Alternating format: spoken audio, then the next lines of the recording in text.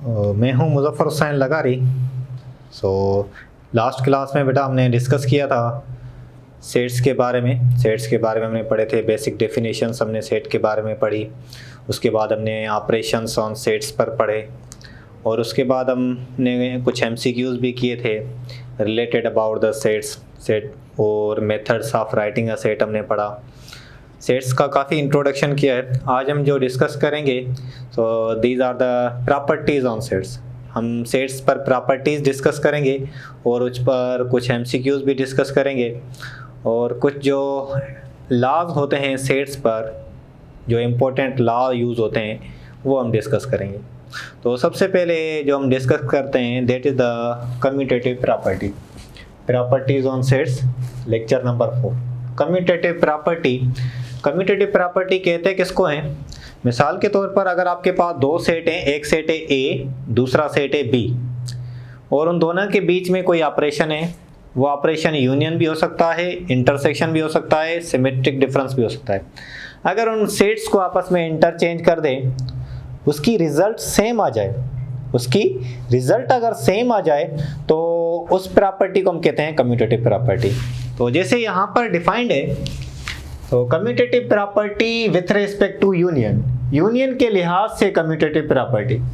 तो यूनियन अगर आप देखें ये डिफाइंड है A union B that is equal to B union A। Means अगर आप सेट्स को इंटरचेंज कर दें तो उसकी रिजल्ट पर कोई भी चेंजिंग नहीं आए, रिजल्ट उसकी सेम आए, ऐसी प्रॉपर्टी को हम कहते हैं कम्यूटेटिव प्रॉपर्टी। तो यूनियन के लिहाज से ये सेटिस्फाई होगी, चाहे आप A यूनियन B का आंसर निकालें, चाहे आप B यूनियन A का आंसर निकालें, the result will be same. दोनों की आपके पास जो रिजल्ट आएगी वो सेम आएगी। तो हम कहते हैं कि कम्यूटेटिव प्रॉपर्टी यूनियन के लिहाज से सेटिस्फाई होती है। इसी तरीके से हम जो दूसरा ऑपरेशन है विथ रिस्पेक्ट टू इंटरसेक्शन की बात करेंगे। तो अगर आप इंटरसेक्शन में देखें तो कम्यूटेटिव प्रॉपर्टी होगी A intersection B equals to the B intersection A। तो इसमें अगर आप सेट्स को इंटरचेंज कर दें तो इसकी भी रिजल्ट सेम आ जाएगी, क्योंकि दोनों सेट्स में हमें क्या करना पड़ता है, इंटरसेक्शन में कॉमन मेंबर्स उठाने पड़ते हैं। तो either you choose A intersection B, either you choose B intersection A, the result will be same. दोनों की जो रिजल्ट आएगी वो सेम आएगी, क्योंकि दोनों पर इफेक्ट नहीं पड़ेगा।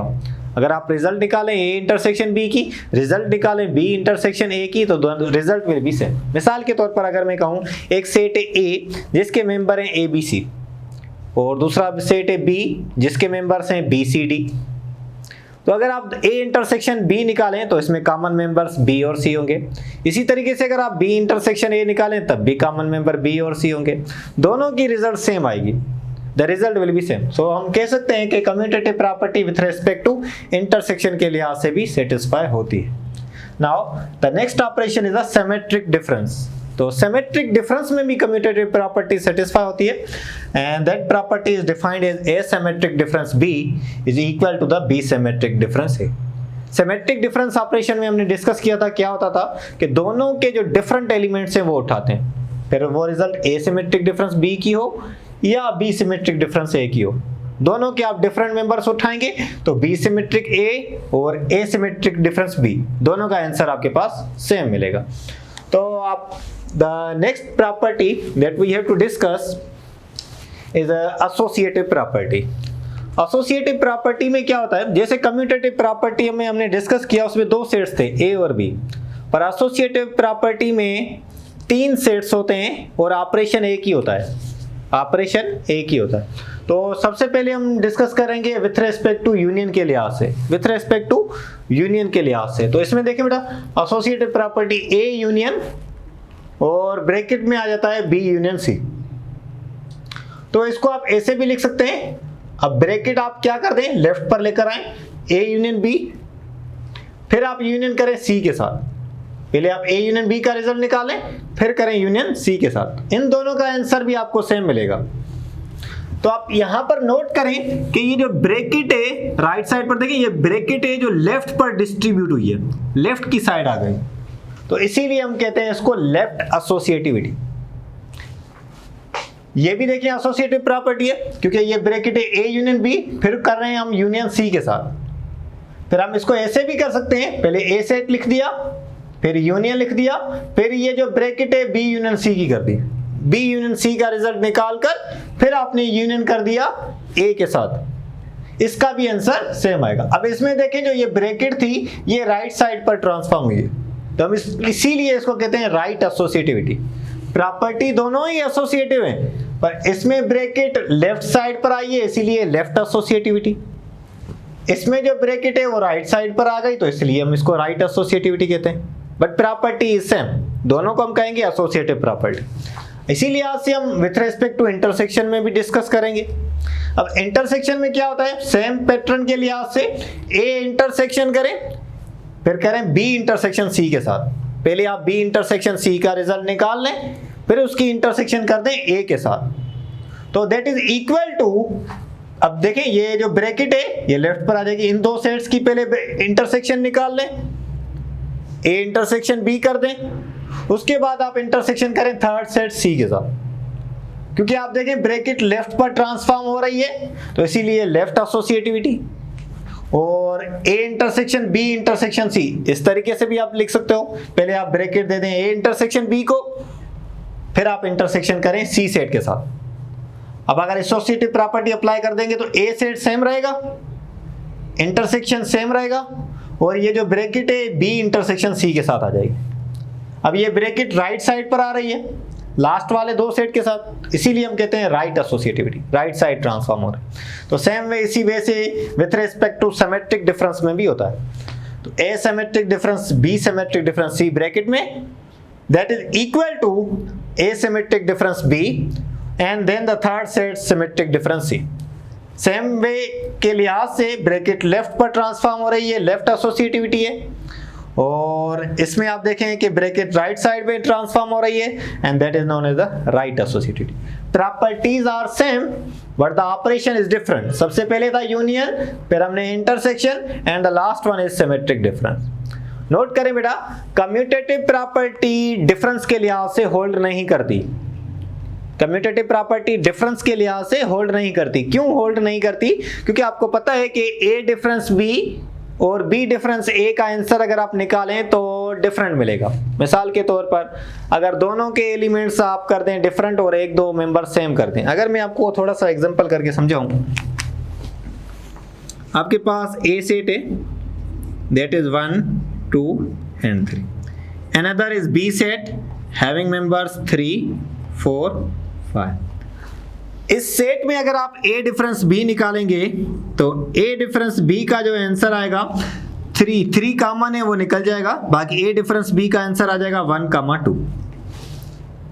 इसी तरीके से अगर आप B डिफरेंस A निकालें तो इसका जो आंसर आएगा 3 निकल जाएगा, बाकी बचेगा 4 और 5। अब देखें A difference B and B difference A दोनों की रिजल्ट क्या आ गई? डिफरेंट आ गई। तो मींस कम्यूटेटिव प्रॉपर्टी डिफरेंस के लिहाज से होल्ड नहीं करती, तो एसोसिएटिव प्रॉपर्टी भी डिफरेंस के लिहाज से होल्ड नहीं करती।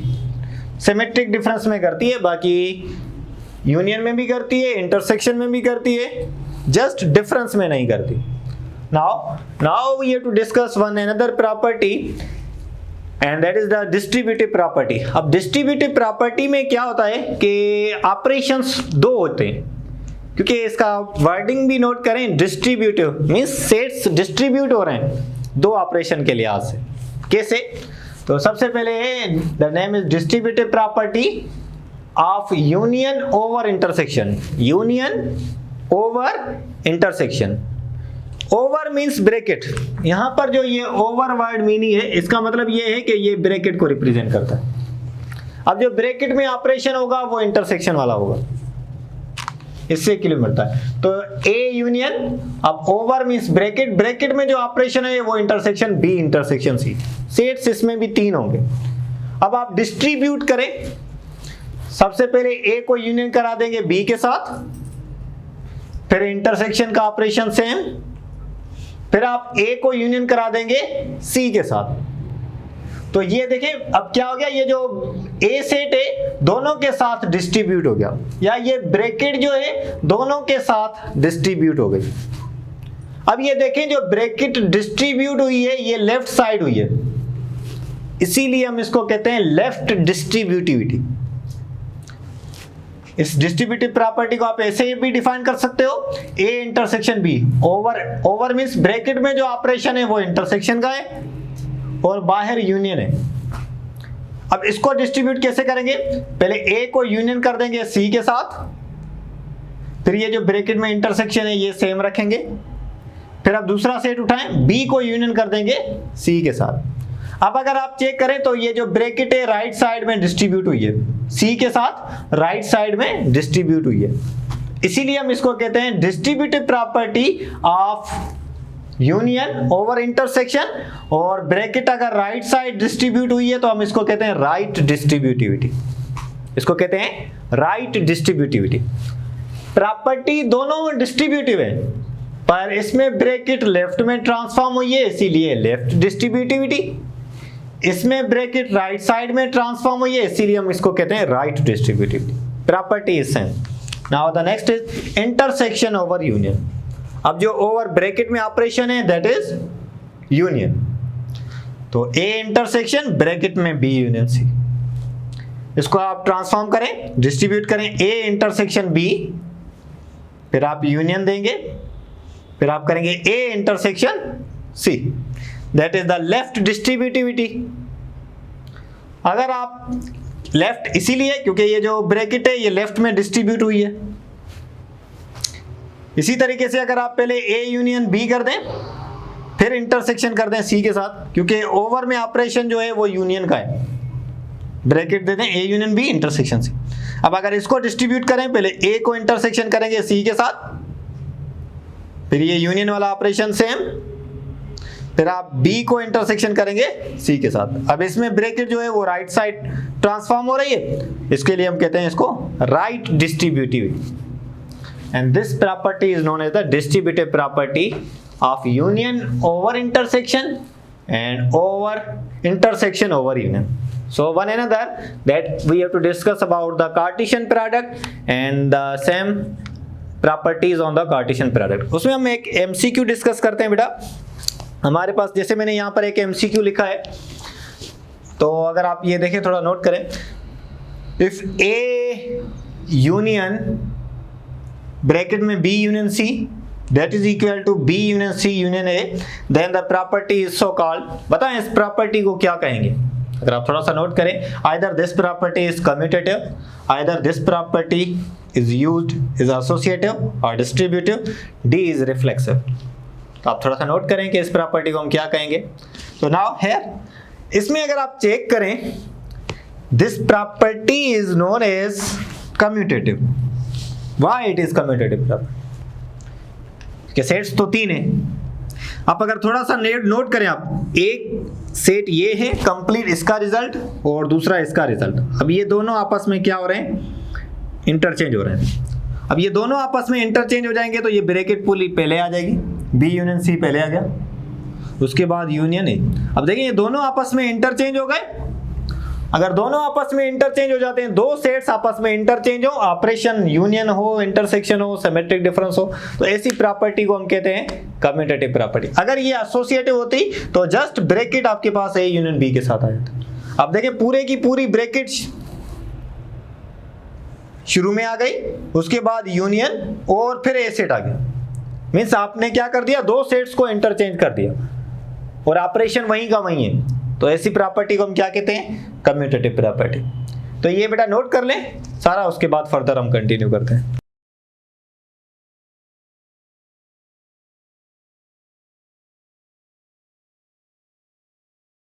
ओके बेटा, तो आपने नोट कर लिया। तो अब हम डिस्कस करते हैं थोड़ा सा ऑर्डर्ड पेयर के बारे में। उसके बाद हम जो एक ऑपरेशन लास्ट ऑपरेशन है सेट्स में कार्टेशियन प्रोडक्ट का, उसको हम डिस्कस करेंगे और उसकी प्रॉपर्टीज़ भी लिखेंगे और कुछ इंपॉर्टेंट पॉइंट्स हैं।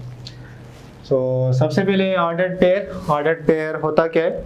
फॉर ऑल ए और बी दो रियल नंबर्स हैं। अगर आपके पास कोई से भी दो रियल नंबर्स हैं तो उसको जो ऑर्डर्ड पेयर में लिखने का मेथड है या वे है, दैट इज ना स्मॉल ब्रैकेट में लिखेंगे ए कामा बी, स्मॉल ब्रैकेट में लिखेंगे ए कामा बी।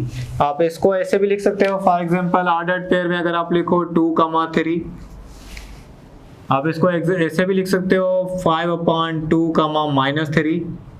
तो ऑर्डर्ड पेयर में पर दोनों के दोनों क्या होने चाहिए? रियल नंबर्स होने चाहिए। दोनों के दोनों रियल नंबर्स होने चाहिए। इसमें जो ये फर्स्ट ए है इसको आप कहते हो फर्स्ट कंपोनेंट्स। क्या कहते हो बेटा? First component. और इस बी को आप कहते हो that is the second component.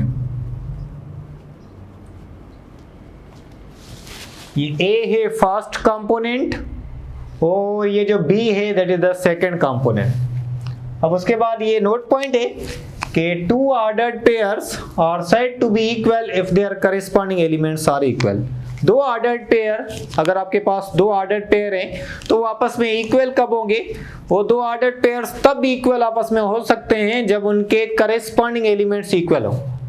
Corresponding elements का क्या मतलब है कि जो फर्स्ट कंपोनेंट ऑर्डर्ड पेयर का है वो दूसरे ऑर्डर्ड पेयर के फर्स्ट कंपोनेंट्स के इक्वल होना चाहिए और जो सेकंड कंपोनेंट है वो सेकंड कंपोनेंट के इक्वल होना चाहिए। अगर दो ऑर्डर्ड पेयर्स आपस में इक्वल हैं तो फर्स्ट कंपोनेंट फर्स्ट के इक्वल होगा और सेकंड कंपोनेंट सेकंड के इक्वल होगा। अगर ये कंडीशन सेटिस्फाई करता है तो दोनों ऑर्डर्ड पेयर्स इक्वल होंगे। मिसाल के तौर पर यहाँ पर हमने कहा है कि हमारे पास दो ऑर्डर्ड पेयर्स हैं, एक है ए कामा बी और दूसरा है ऑर्डर्ड पेयर सी कामा डी। अब ये दो ऑर्डर्ड पेयर्स तभी इक्वल होंगे जब आपके पास ये जो फर्स्ट कंपोनेंट है ए ये किसके इक्वल होना चाहिए? सी के इक्वल होना चाहिए और जो सेकंड कंपोनेंट है बी ये किसके इक्वल होना चाहिए? डी के इक्वल होना चाहिए। अगर ये कंडीशन सेटिस्फाई करेंगे दो ऑर्डर्ड पेयर्स तभी वो इक्वल होंगे। मींस ये पॉसिबल है if and only if. I double F का मतलब है इफ एंड ओनली इफ। ये तभी पॉसिबल है if and only if first component A equal to the first component C, A equal to C, and second component of the first ordered pair B that is equal to the second component of the second ordered pair that is D।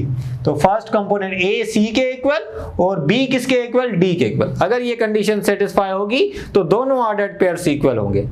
मिसाल के तौर पर यहाँ पर एक MCQ है, कहता है इफ एक ऑर्डर्ड पेयर है जिसका फर्स्ट कंपोनेंट 2x + 3 है और जिसका सेकंड कंपोनेंट 2y + 5 है, that is equal to the ordered pair having first component x - 1 और इसका सेकंड कंपोनेंट है y - 3। जब ये दोनों ऑर्डर्ड पेयर्स इक्वल हैं तो बताएं x और y की वैल्यू क्या होगी? आपको बताना है x और y की वैल्यू।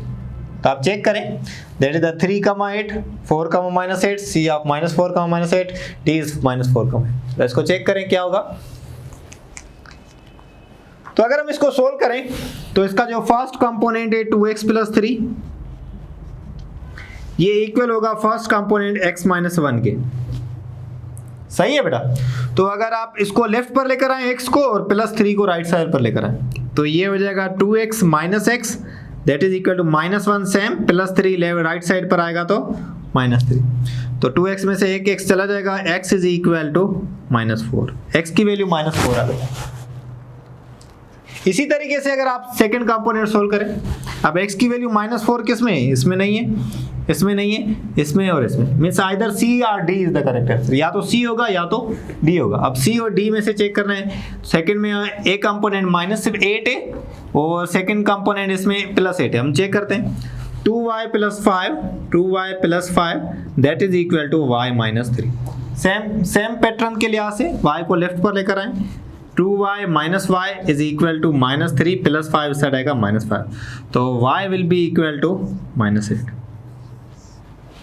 सही, तो mean the right answer is -4, -8 mean C is the right answer. तो आपको जब भी आपको इक्वेशन सोल्व करनी हो कॉम्प्लेक्स इक्वेशन या ऑर्डर्ड पेयर के लिहाज से तो आप करेस्पॉन्डिंग एलिमेंट्स को आपस में इक्वल करोगे तो आपके पास फिर उसके बाद आप x या y की जो भी आपके पास वैल्यू रिक्वायर्ड है वो सिंप्लीफाई करोगे। तो नोट करना होगा कि आपके करेस्पॉन्डिंग कंपोनेंट्स आपस में सेटिस्फाई करते हैं या नहीं। अगर सेटिस्फाई करते हैं तो आप कहेंगे कि the given answer is this one -4 या तो आप ऐसे भी कर सकते थे कि वैल्यू पुट कर सकते थे। वैल्यू पुट करते, जैसे मैं यहाँ पर 3 पुट करता, 2 3 6, 6 और 3 9 हो गया। यहाँ पर 3 पुट करता 3 - 1 is 2, तो मेरे से ये गलत हो गया। अगर हम 4 पुट करते 2 4 8, 8 और 3 11 और यहाँ पर 4 - 1 3, ये भी गलत हो गया। -4 पुट करें, -4 - 1 -5, -4 पुट करेंगे, -4 2 -8, -8 + 3 -5, -4 सेटिस्फाई कर रहा है। अब -8 पर वेरीफाई करेंगे y कंपोनेंट, तो जो सेटिस्फाई होगा उसके लिए आप। अब हम डिस्कस करते हैं Cartesian product. The next last operation that we have to discuss is a Cartesian product. Cartesian product क्या होती है बेटा? अगर आपको दो सेट की कार्टेशियन प्रोडक्ट निकालनी है तो बेसिकली कार्टेशियन प्रोडक्ट एक सेट ऑफ ऑर्डर्ड पेयर्स होता है। जैसे हमने ऑर्डर्ड पेयर्स के बारे में पढ़ा, तो वो ऑर्डर्ड पेयर्स का सेट होता है कंप्लीट। अब वो ऑर्डर्ड पेयर्स का सेट इस तरीके से होता है कि अगर आपको ए कार्टेशियन प्रोडक्ट बी निकालनी है तो ऑर्डर्ड पेयर में जो फर्स्ट कंपोनेंट्स होंगे वो ए सेट के होंगे और जो सेकंड कंपोनेंट होंगे वो बी सेट के होंगे। तो आप कार्टेशियन प्रोडक्ट के लिहाज से इससे अरेंजमेंट्स बनाएंगे और आपको रिजल्ट मिल जाएगी। तो इसमें मैंने डेफिनेशन लिखी है, let A and B are two non empty sets. दोनों का नॉन एम्प्टी होना लाजमी है। अगर आपके पास कोई सेट एम्प्टी होगा तो आप ऑर्डर्ड पेयर कैसे बनाओगे, क्योंकि उसमें एलिमेंट्स ही नहीं होगा। तो ऑर्डर्ड पेयर बनाने के लिए हमेशा आपको दोनों सेट्स में मेंबर्स चाहिए। अगर आपके पास मेंबर्स होंगे तभी आप ऑर्डर्ड पेयर बना पाओगे, अदरवाइज आप ऑर्डर पेयर नहीं बना सकते। तो मैंने लिखा है let A and B are two non empty sets, then the Cartesian product A Cartesian product B, A Cartesian product B is क्या है? The set of ordered pairs is the set of, set है किसका बेटा? Set है ordered pairs का set. Such that इस तरीके से are first components belongs to A, क्योंकि ए कार्टेशियन प्रोडक्ट बी है, and second component belongs to B. सही है, दैट इज द डेफिनेशन। अब इसको हमने बिल्डर फॉर्म में भी डिफाइन किया है, A Cartesian product B is equal to, that is the set of ordered pairs A comma B, ordered pairs का सेट है such that, that is the notation of such that, इस तरीके से कि जो फर्स्ट कंपोनेंट A है वो belongs करे A से एंड जो सेकंड कंपोनेंट B है वो बिलोंग्स करे B से। तो जितने भी ऑर्डर्ड पेयर्स इस तरीके के बनेंगे वो जो सेट बनेगा वो एक कार्टेशियन प्रोडक्ट B का होगा। मैंने यहाँ पर एग्जांपल में लिखता हूँ, अगर आपके पास एक सेट है A जिसके मेंबर हैं 1 2 और एक सेट है B जिसके मेंबर हैं 3 4। अगर आपको इसकी कार्टेशियन प्रोडक्ट निकालनी है, आपको निकालनी है ए कार्टेशियन प्रोडक्ट बी। आप देखें ए के मेंबर हैं 1 2, कार्टेशियन प्रोडक्ट बी के मेंबर हैं 3 4। अगर आप इसकी ए कार्टेशियन प्रोडक्ट बी निकालें तो आप ऑर्डर्ड पेयर्स बनाएं, फर्स्ट कंपोनेंट फर्स्ट सेट का, सेकंड कंपोनेंट सेकंड का। तो ऑर्डर्ड पेयर बनाएं, 1 का बनाएंगे 3 के साथ, फिर दोबारा 1 का बनेगा 4 के साथ। तो जितने भी बी सेट में मेंबर्स होंगे तो एक मेंबर लेकर सारों के साथ बना लेंगे। फिर इसी जब एक मेंबर लेकर सारों के साथ बन जाएगा तो फिर अब दूसरा मेंबर लें। अब 2 का बनाएंगे 3 के साथ, इसी तरीके से 2 का बनाएंगे 4 के साथ। तो that represent the A Cartesian product B. अगर आप बी कार्टेशियन प्रोडक्ट ए निकालें, तो अगर मैं बी कार्टेशियन प्रोडक्ट ए निकालूं डायरेक्टली, तो आप बनाएंगे पहले 3 के साथ बनाएंगे, क्योंकि ये बी के मेंबर हैं। 3 का 1 के साथ और उसके बाद 3 का 2 के साथ, फिर ऑर्डर पे फिर 4 का 1 के साथ एंड देन फाइनली 4 का 2 के साथ। तो that is A Cartesian product B and this one is a B Cartesian product A. अब इसमें आप नोट करें एक पॉइंट कि ए कार्टेशियन प्रोडक्ट बी और बी कार्टेशियन प्रोडक्ट ए दोनों इक्वल नहीं है। क्यों इक्वल नहीं है? क्योंकि इसका ऑर्डर्ड पेयर है 1,3, इसका ऑर्डर्ड पेयर है 3,1। इसका क्या मतलब होगा? इसका मतलब ये होगा कि A Cartesian product B is not equal to B Cartesian product A. Means the commutative property means the commutative property does not hold in the set of Cartesian product in the operation Cartesian product। Operation Cartesian product के लिहाज से commutative property satisfy नहीं होती, क्योंकि A Cartesian product B और B Cartesian product ए आपस में equal है। हाँ, जब दोनों सेट्स आपस में इक्वल होंगे तो ऑर्डर्ड पेयर सेम बनेंगे। तो अब इसकी कुछ नोट पॉइंट्स हैं। सो इस नोट पॉइंट में बेटा सबसे फर्स्ट नोट पॉइंट है and that is the commutative property does not hold with respect to Cartesian product in set theory. Set theory में कार्टेशियन प्रोडक्ट के लिहाज से कम्यूटेटिव प्रॉपर्टी सेटिस्फाई नहीं होती।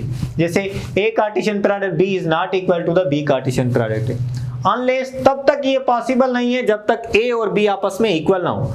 अगर A और B इक्वल होंगे तो उनकी कार्टेशियन प्रोडक्ट भी इक्वल हो जाएगी। The second note is A Cartesian product B does not mean that A is multiplied with B। ये हरगिज मतलब नहीं है A Cartesian product B का कि A और B मल्टीप्लाई हो रहे हैं, A और B मल्टीप्लाई हो रहे हैं। यहाँ पर कार्टेशियन प्रोडक्ट का मतलब है कि set of ordered pairs, set बनता है ऑर्डर्ड पेयर्स का, जिसमें फर्स्ट कंपोनेंट फर्स्ट सेट का और जो सेकंड कंपोनेंट है वो सेकंड सेट का होता है। The third point is number of elements. How to find the number of elements in A Cartesian product B? मिसाल के तौर पर A में 3 एलिमेंट हैं, B में 4 एलिमेंट हैं, तो टोटल नंबर ऑफ एलिमेंट्स कितने बनेंगे कार्टेशियन प्रोडक्ट में? तो हमें ये पता करना है कि टोटल ऑर्डर्ड पेयर्स कितने बनेंगे कार्टेशियन प्रोडक्ट। तो अगर आपके पास नंबर ऑफ एलिमेंट्स A के गिवन है, नंबर ऑफ एलिमेंट्स B के गिवन है, तो दोनों के नंबर ऑफ एलिमेंट्स अगर आप मल्टीप्लाई कर दोगे तो number of elements Cartesian product के मिल जाएंगे आप।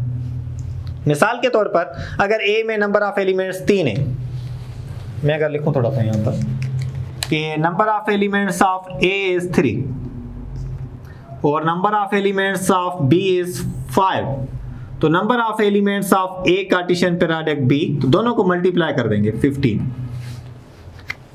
ठीक है बेटा, तो मींस दोनों की प्रोडक्ट कर देंगे तो जितने भी मेंबर्स हों, तो number of A Cartesian product B equal to number of elements of A multiply by the number of elements of B. The next note is if A equal to null set or B equal to null set, अगर कोई एक set null set के equal है then the Cartesian product is also null set, क्योंकि ordered pair आपके पास बनेंगे ही नहीं। ordered pair तभी बनेंगे जब आपके पास members होंगे दोनों सेट्स में। अगर उसमें से कोई एक सेट empty है, वाइड है, वाइड सेट या एम्प्टी सेट है, तो उसकी कार्टेशियन प्रोडक्ट B क्या बनेगी? नल सेट बनेगी। Now we have to discuss about the properties. The first one is the distributive property of Cartesian product over difference और complement. Complement is basically a difference. So A Cartesian product over means bracket, bracket में difference operation B difference. इसको distribute करें, A Cartesian product B difference A Cartesian product C। यहां तक clear हो गया कि इसको डिस्ट्रीब्यूट करें A Cartesian product B difference A Cartesian product C, and that is the left distributivity. तो राइट में भी डिस्कस कर सकते हैं आप। अगर distributive property of Cartesian product over union, bracket में अगर आपके पास यूनियन ऑपरेशन है तो इसको डिस्ट्रीब्यूट करें A Cartesian product B union, फिर A को कार्टेशियन प्रोडक्ट कर देंगे C के साथ। अगर distributive property of Cartesian product over intersection है, ओवर इंटरसेक्शन है, तो A Cartesian product B intersection C that is equal to A Cartesian product B, फिर आप इंटरसेक्शन देंगे then A Cartesian product C। The last one is the distributive property of Cartesian product over symmetric difference. अगर आपके पास operation है symmetric difference, तो A Cartesian product over means bracket, bracket में B symmetric difference C that is equal to A Cartesian product B and symmetric difference A Cartesian product C। So these are the properties and operation that we have discussed. So inshallah in next class we discuss about the some important laws of set theory. That will be the last lecture, and finally we discuss about the practice sheet. Okay, thank you all.